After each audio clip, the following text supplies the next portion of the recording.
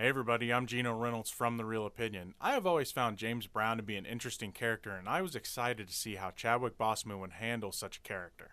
Would this film be a serious look at the man, or would it feel more like a parody? Honestly, at times I couldn't tell by watching the trailer for the film.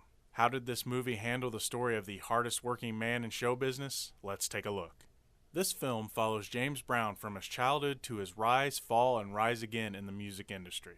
We get to see glimpses of what helped to shape him into the man he became.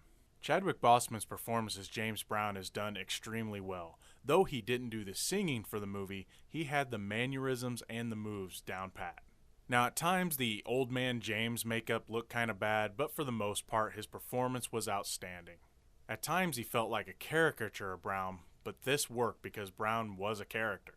Though they didn't do enough of it, I also liked that they did a lot of breaking the fourth wall with Brown narrating parts of the film. My biggest problem with the movie is that it jumped around too much to keep track of it all the time. The movie jumped around to different time periods at times, and that didn't help in following the complete story. It wasn't terrible, but it just made it a little hard to follow. That being said, the stuff they did show was pretty compelling, yet sometimes disturbing stuff. I also felt that this jumping around didn't help in connecting with the different characters and understanding all the events that were happening. One example is that we learn that Brown is married, but then all of a sudden he has a second kid and is divorced. This kind of reminded me of the Mandela biopic from last year, where this was almost too much like a highlight reel of Brown's life and not a complete look. Though Boseman pretty much steals the show, I felt that he had a really good supporting cast. Though we didn't get to know them as much as I would have liked, I really enjoyed Dan Aykroyd, Craig Robinson, and others in this movie. A lesser cast would have not been able to support Boseman's performance. I really liked that they decided to use the live performance audio tracks instead of studio ones for the performance scenes.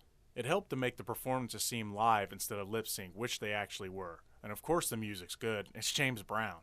This is a decent look at the music side of James Brown's life, but I felt that the balance between his personal life and his fame were way off. This would have been a way better film if we would have gotten more of the personal side. They could have done this by shortening some of the performance scenes. All things aside, it's still worth a watch when it comes out on DVD. But remember, it's only just one guy's opinion. I'm Geno Reynolds from The Real Opinion. Until next time.